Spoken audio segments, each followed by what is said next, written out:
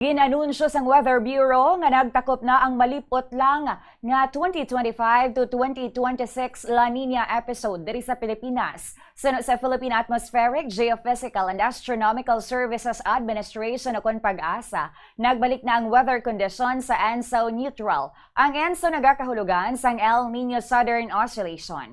Ginalaragwa ini sang World Meteorological Organization bilang recurring natural phenomenon kung saan nagalain-lain ang ocean temperatures sa Equatorial Pacific o kung Equatorial Pacific kag may paglain man sa atmosphere. May tatlo ini ka mga phase nga mo ang una, El Nino, ang ikaduha, La Nina, kag ang ikatatlo, neutral. Ini nga La Nina episode nag-uumpisa sa uli nga bahin sa 2025 apang nangin mahina lamang. Magalawig naman ang ENSO neutral conditions tubtob sa June, July, August 2026 season. Nagpaandaman ang Weather Bureau nga may iban pa nga mga weather kay climate systems nga mahimo makadala sa mga pag-ulan-ulan diri sa pungsod, apesar nga nagtakop na ining La Nina episode.